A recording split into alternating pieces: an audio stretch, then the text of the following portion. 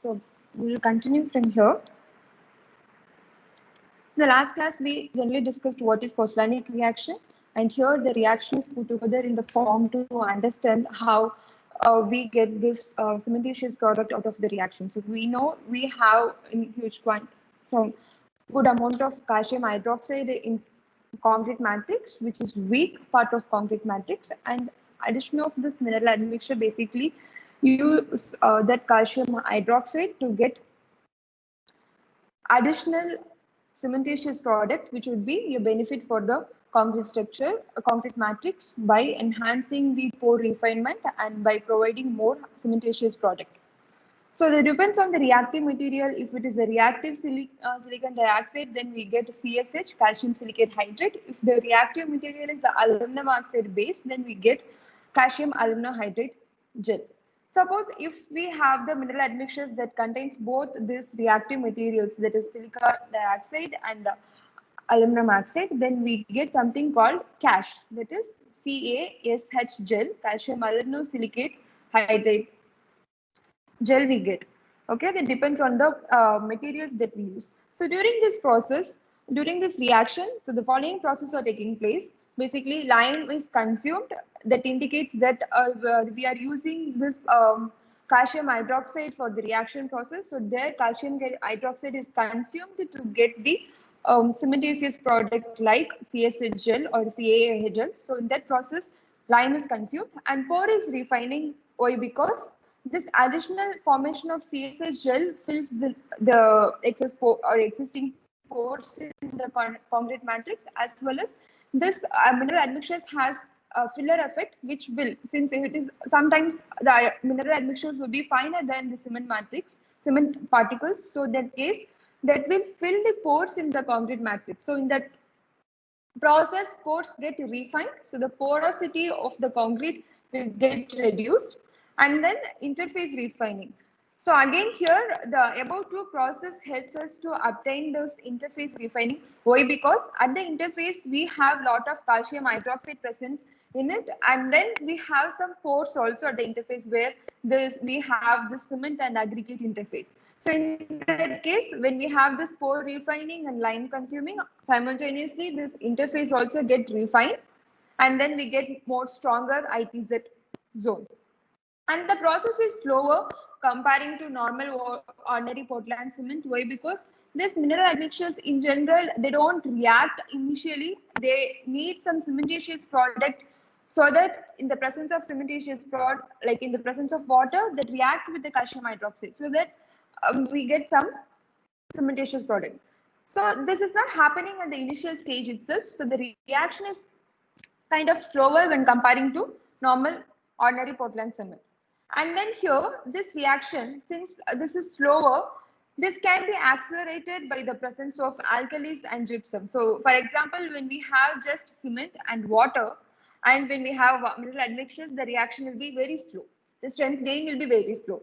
But at the same time, this alkalis and gypsum that is present in cement, that if, like in excess of that, it kind of accelerates the reaction. So when we get the hydration product, the initial hydration product, so there we kind of, the matrices releases some amount of excess alkalis and gypsum that kind of accelerates the reaction.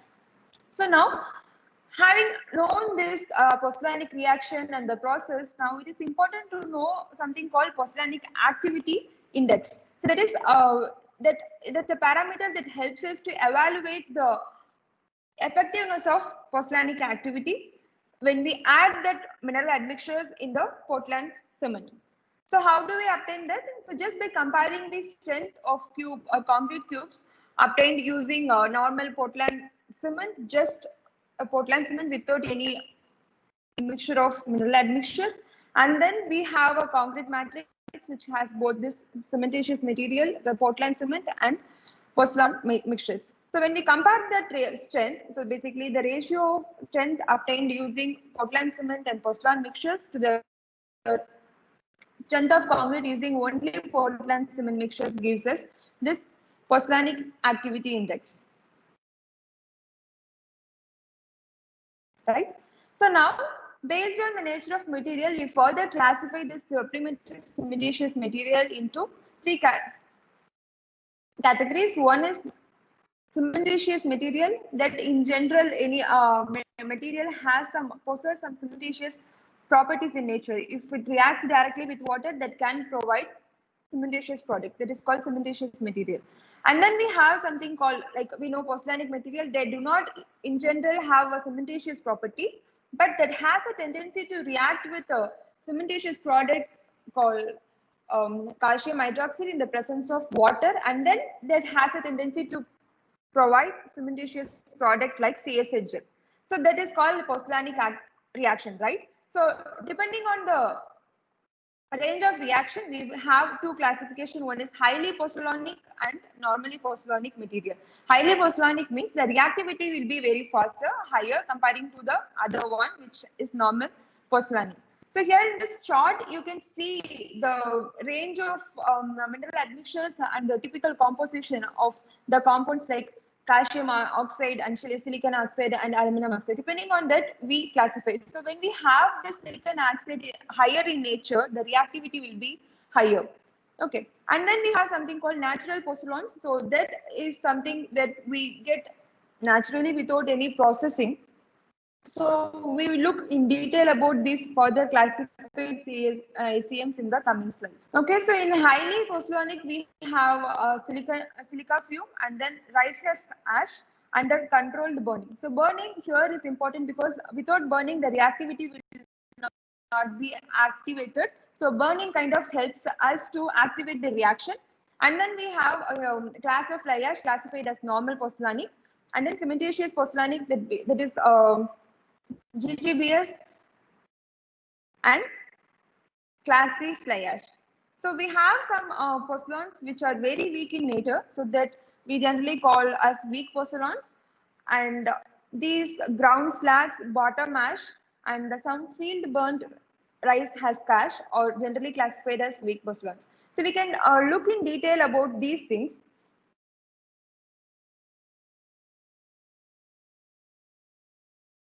So now first let us look at the fly ash and how do we obtain this fly ash mineral admixture, and what is the significance of this admixture when we use this in concrete, how this is going to influence the performance of concrete either in fresh state or in the hardened state of concrete. Okay, so generally we obtain this admixtures as a byproduct during combustion of coal in thermal power plants. So we use from thermal power plants, certain types of coals will be used, and during the process,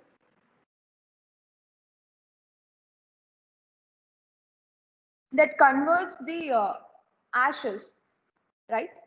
And here the quality and composition of fly ash depends on the type of material that is being used, it's fed inside. And based on that, we have some 10 types of coals that can be used as a input material to obtain the fly ash. And again, this depends on the impurity of material, and it was ranked based on the purity of coals. So first we have the good quality coal, anthracite, and then we have something called bituminous coal, and depending on its purity, we have semi-bituminous coal and bituminous coal, and then sub-bituminous coal. And the highly impure coal is called lignite. So these low quality coals in general contains huge amount of impurities in the form of clay, shale, and quartz, carbonates, and sulfides. So all these things influences the composition of fly ash, and thus that affects the reactivity of fly ash. So now in detail, let's look how do we collect fly ash from the thermal power plant. So here the coal will be fettered, and during this combustion process, about 75 to 80% of ashes flies out. So during that thermal power plant reaction, so the ashes that flies out, that comes out, that is called with a flue gas, that is called fly ash. Okay. So here in this right image, you can see the waste gases containing smoke particles that flies out. And in the first step, you can see a line there that kind of picks up some negative charges as the ashes comes up. And then we have certain plates attached to the walls here. So that has certain positive charges. So when this negative charge comes out, comes up, that is basically this fly ash that when it comes out. So when it goes close to the positively charged collecting plates, there the fly ash is getting collected, and then we get some waste gases without any smoke particles. Basically, the smoke particles are collected there, and that is what called as fly ash. And in general, the ashes that cannot fly out, which are very heavy, that tend to settle in the bottom, and those are called bottom ash. Again, this here, since it is heavier, this can be processed as aggregate, but in general, we don't use this bottom ash in concrete. Okay, so in many industries, so here in the bottom image, you can see the four collecting silos. So basically there we have such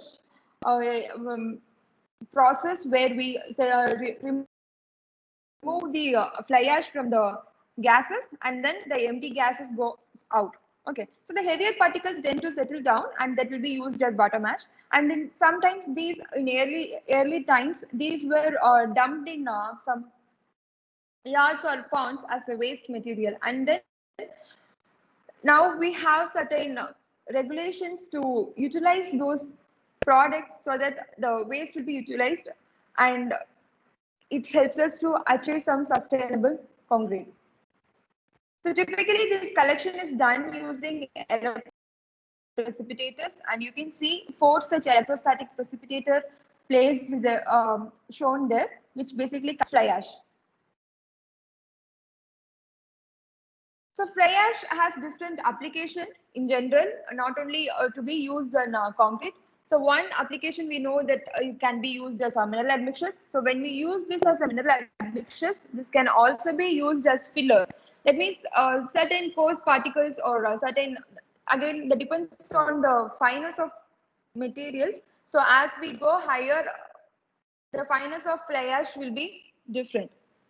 So as we go higher, fineness will be more finer, and the coarser particle will be there at the bottom. So in certain cases, we can take the coarser particle and then we can grind it, and we can use those coarser particles as a just as filler without any pozzolanic reaction in a concrete matrix, where we just need to reduce the porosity instead of just reducing or replacing the cement. So in such cases, cement will not be replaced. So cement will be used as how it will be used in ordinary Portland cement without any admixtures, mineral admixtures. But in this case, just to add a filler effect, these kind of particles will be used in the matrix. Fine. And another important application is that synthetic aggregates. So where this fly ash is sintered together and processed, some kind of clay will be added to bind things together, and then it will be sintered in a higher temperature, so that there will be a bond created between the silica and alumina present in the fly ash, and that gives a hard product like aggregates. So basically these aggregates are light in weight. So if you want to have a lightweight concrete, then this kind of aggregates will be beneficial to use. And it's generally, it is expensive because we put lot of energy in the process of manufacturing such aggregates. So synthesizing by agglomeration using, so this is one way by sintering it. And another way is we can agglomerate these particles together just by using lime or cement as a binder. And just we can cool the aggregate so that it will set hard in its shape, and then we can use as a aggregate in lightweight concrete. So this process, like synthesizing by agglomeration using lime and cement as a binder, is called cold bonding. Whereas the first process where we where we prepare the aggregate by sintering process in a high temperature is called sintered aggregates. The aggregates are pulverized, and we make it in a aggregate shape by rounding it. And whereas the bottom one, just by agglomerating using lime and cement, is called cold bonding. Further, depending on the amount of calcium oxide present in the fly ash is classified into two types. One is type C fly ash and another one is type of fly ash. So this classification is based on ASTM standard. So the fly ash which has high calcium oxide, that is generally called as type C fly ash, and the fly ash which has low calcium oxide is generally called type F fly ash. So when we have this calcium oxide more, that kind of has a tendency to react with water. So basically that will be a bit cementitious nature. So when we have a high calcium fly ash that has both these qualities, both cementitious as well as pozzolanic properties. But when we have such low calcium oxide fly ash that has only the pozzolanic material, that means that will react only with the cementitious product of like calcium hydroxide in the presence of water. So that do not have any property to react with water in general, like how this type C reacts with water as it possesses some cementitious properties. Fine. And other than that, you can see the nature of replacement, since type C has both cementitious and pozzolanic properties, that has less replacement level 10 to 15%, whereas this type of fly ash has a replacement level of about 15 to 20%. And both these fly ash particle size is almost similar to each other, and it is almost close to cement particles also, about in the range of the average particle size will be in the range of 20 micrometer, and the fineness is also close to the fineness of cement particles, around 300 to 400 meters square per kg. Whereas this type of fly ash, that will be a bit finer than the type C fly ash due to the processing. And both these fly ash will be in solid spheres in shape with smooth texture. So when we have something this solid spheres or something in a round shape with a smooth texture, we know that will helps us to increase the workability property. So when we have a concrete matrix, so when we have such kind of materials inside, the basically that tends to improve the flowability of concrete. So we might have studied this in detail in aggregates lectures, where we looked at the shape and texture, how that is affecting the properties of fresh properties of concrete. Similar way, when we have such materials which are in solid spheres with smooth texture, that is going to help us improve the, or that is going to help us achieve better workability. So now we will just look the effects of those fly ash, the fresh properties of concrete. As I said, these basically don't have or less cementitious, or they do not have any cementitious property, and purely they can be a pozzolanic material. So in such cases, that is going to wait for the hydration to happen, and then it will react for completing the reaction. So when we have such process, the setting time is going to get increased. So we have slower reaction there, but this slower reaction in general helps us to get better hardening of concrete. So in the previous slide where we studied about this type of cements, there also we looked at the different types of cement and the rate of reaction. So in general, the slower reaction has a better tendency to provide better microstructure property. So similar way, when we have slow reaction here, so it helps us to obtain better hardening of concrete. And then, as I said, the shape effect, that is going to be a great benefit here, and which will improve the workability and the flowability of concrete because of its ball bearing effect. As these materials are round in shape, so we generally call it as ball bearing effect.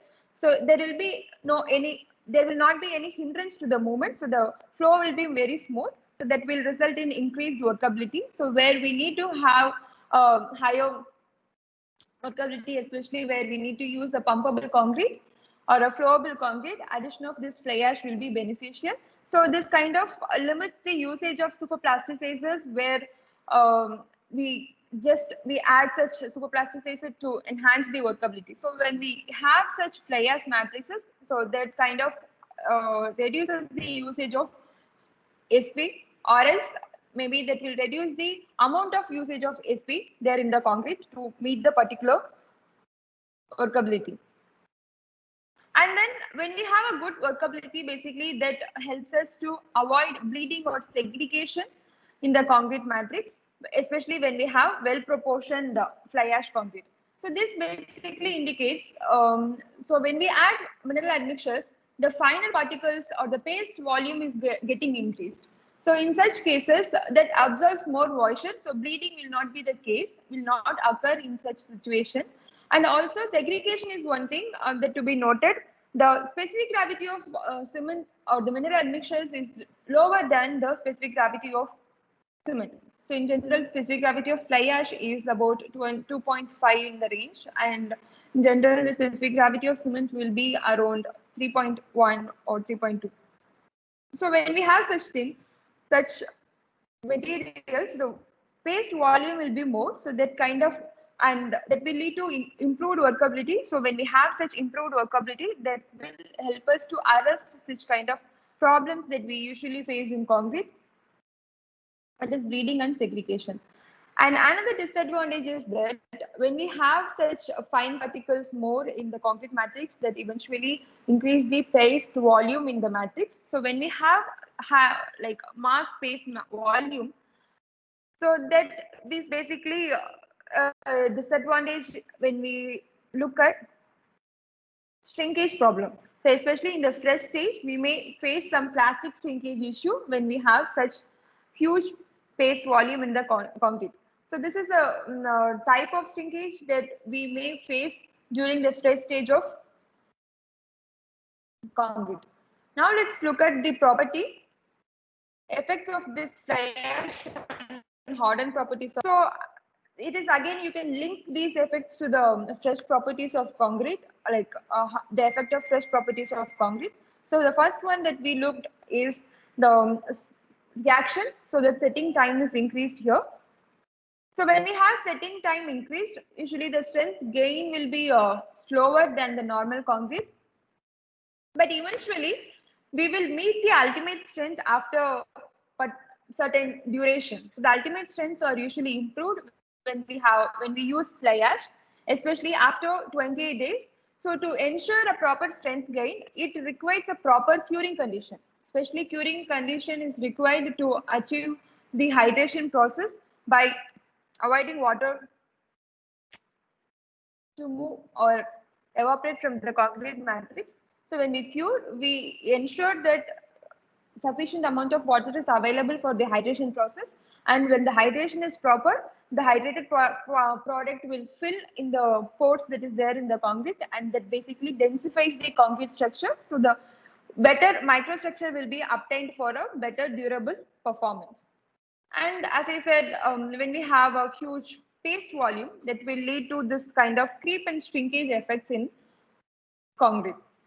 So these will be typically higher. The effect of this will be higher comparing to the normal concrete because of the increased amount of paste in concrete, especially when we do mass replacement. For example, when we do some 20%, 40% replacement of cement, we have to give consideration for creep shrinkage effects. Creep is something that happens because of the movement of water inside the paste volume. And when the concrete has hardened, and there will be a restraint to the movement of water inside, so that especially when we have something sustained load for longer duration. So the creep happens because of sustained load for a longer duration, and that induces some moisture movement inside. And when there is a restriction to that moisture movement, that will lead to creep issues.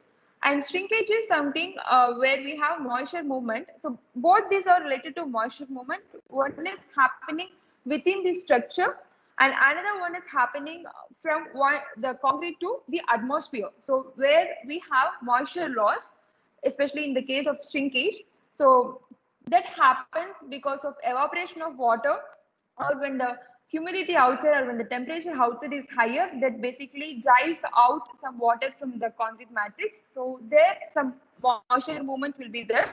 So when we have restriction to that kind of movement inside the matrix, we tend to observe such kind of creep shrinkage issues. So this is basically predominant when we have increased amount of paste volume in the concrete. That's why we have to give care. So when we replace a more amount of cement, we have to give these two effects. And another benefit is it's not benefit, it's a demerit of using fly ash. So maybe it will not be good when we use this fly ash in a concrete which is exposed to sulfate condition. So the sulfate resistance of this material is still inconclusive or still under study. So we may not use this kind of fly ash mineral admixtures in a concrete matrix, which is supposed to be used in sulfate exposed environment. And another one of the greater benefits is that when we use this mineral admixtures, the expansion during alkali aggregate reaction or tend to reduce. Why? Because for alkali aggregate reaction to occur, I have mentioned in the previous lectures that, as the name indicates, there should be the presence of alkali, and the aggregate here in this case, it means reactive aggregate, that is reactive silica based aggregate, and we need water. So when we have these three in contact, we may face such alkali aggregate reaction. So when we use these mineral admixtures, this kind of tend to use the alkalis present in the cement. So that will result in lesser alkalis available in the concrete matrix. So when we have lesser alkalis, so that will lead to less reaction. So the expansion is not that significant to cause distress in the concrete. So that may not cause crack. So that will not be that significant to cause crack. So the expansion is within allowable limit. So when we use this mineral admixtures, that kind of reduces the effect of alkali aggregate reaction. And another point to be noted is, as I said, the purity of fly ash depends on the type of coal that we use. So if there is some impurity, and that may lead to some unburnt carbon in the fly ash. So when we have such unburnt carbon in fly ash, that will tend to, like when we use such fly ash in the concrete matrix, that will tend to some air entrained voids, or that will tend to some unstable voids, which may result in this thing. So to address that, we have to use more air entraining admixtures is needed to entrain air in fly ash concrete, especially when we use this in a cold weather concreting. So it will be very difficult to entrain air because of the presence of unburnt carbon. So we may tend to use more air entraining admixtures when we use this fly ash based concrete.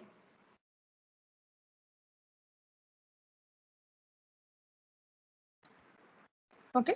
So there are certain, so we looked at both the advantages of the, that is basically the effect of fly ash when we use in concrete, especially in the fresh and hardened state of concrete, how that is going to affect the fresh and hardened properties of concrete. So to summarize that, there are certain issues when we use fly ash. Those are like, as I mentioned just now, there will be some impurities in the form of unburnt carbon. So we need to do a loss and ignition test, so that will give us an idea the amount of unburnt carbon present in the fly ash. So there is a certain limit that we can allow. If the limit is very less, we can allow the fly ash to be qualified. Else we have to reject the particular batch of fly ash if we get to know there are a lot of unburnt carbon, because that will affect the properties. So especially when we have too much unburnt carbon, that will interfere with the air entraining agent, and that will lead to poor air void parameters. So that we will tend to have more porous structure when we have such unburnt carbon present in fly ash. Another thing is, as the sulfate attack result is not so conclusive, so there are restrictions to be used in place where we have sulfate content or magnesium content. So basically that will lead to sulfate attack, and magnesium is also kind of similar to sulfate attack that destroys the concrete matrix. And another thing to consider is the transportation cost. So these are the waste obtained from thermal power plant. So as long as the construction or the activities are near to the thermal plant, this will be economical. If it is far from that region, then the transportation will add additional cost and that may become uneconomical. So there are certain specifications mentioned that the use of fly ash is limited when the activity is within 40 to 50 kilometers from the thermal power plant region. And again, still people, there are some lack of appropriate technologies how to handle this property and how to transport this, and still there is no proper quality control check when we receive this material from the power plant. Sorry, there is a T missing, so I will change in the notes.